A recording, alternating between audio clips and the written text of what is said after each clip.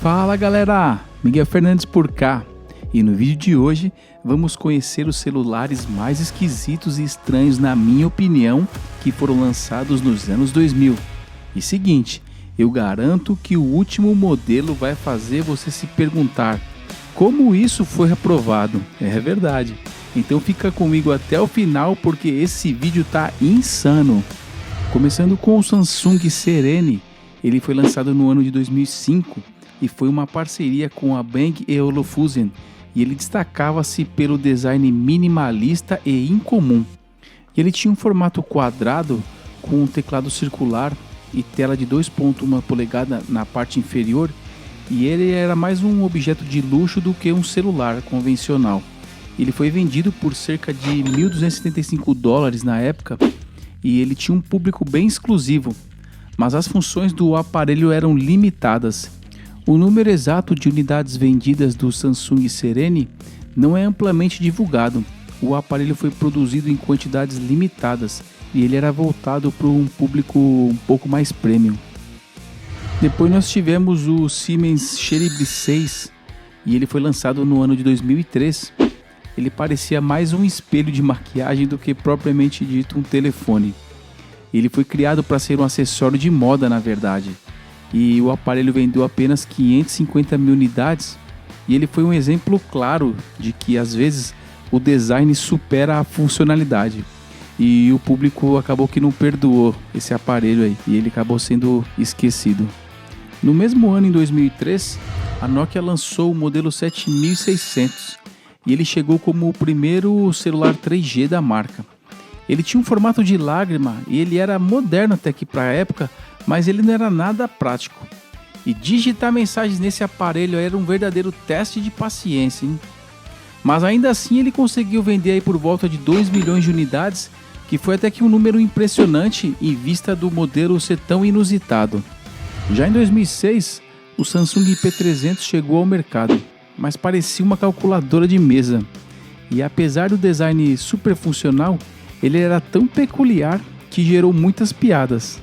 Com cerca de 800 mil unidades vendidas, o P300 provou que a aparência pode ser decisiva para o sucesso ou fracasso de um produto.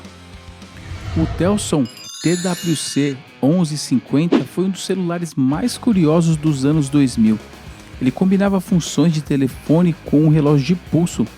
Ele também era equipado com teclado numérico e até câmera removível.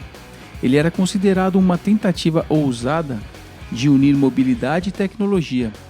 Ele foi lançado aí no ano de 2003, mas ele não alcançou sucesso comercial significativo devido ao design que era pouco convencional e ele tinha muitas limitações práticas. Estima-se que menos de 10 mil unidades tenham sido vendidas, o que contribuiu para sua raridade no mercado daquela época. Mas e aí, você está curtindo esse vídeo? Então não se esquece de deixar aquele like e se inscrever aqui no canal. Isso ajuda muito a gente a continuar trazendo conteúdos incríveis como esse. Bora fortalecer aí, galera. E agora o Motorola V70, que foi lançado no ano de 2002. Ele chamou bastante atenção pelo design inovador e ele tinha tampa giratória de 360 graus e tela monocromática circular.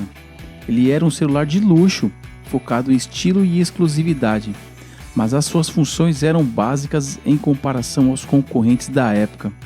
E apesar de icônico, ele não teve vendas expressivas, e estima-se que cerca de 600 mil unidades apenas foram comercializadas, e isso acabou tornando ele um modelo muito raro, e ele acabou sendo muito mais desejado pelos colecionadores do que pelos consumidores daquela época. E se você acha que já tinha visto de tudo, espere até conhecer o Haier P7. Ele foi lançado no ano de 2004 e era literalmente uma caneta que também fazia chamadas. É isso mesmo, pessoal. E ele pesava apenas 64 gramas e ele era focado em portabilidade extrema, mas ele tinha funcionalidades extremamente limitadas, como envio de SMS, por exemplo, e chamadas. Ele também não tinha grandes avanços tecnológicos e apesar de sua inovação no tamanho, o Haier P7 teve vendas modestas, com estimativas apontando para cerca de 250 mil unidades vendidas. E apesar dele parecer incrível, ele era desconfortável para usar e vendeu muito pouco, por isso ele foi descontinuado.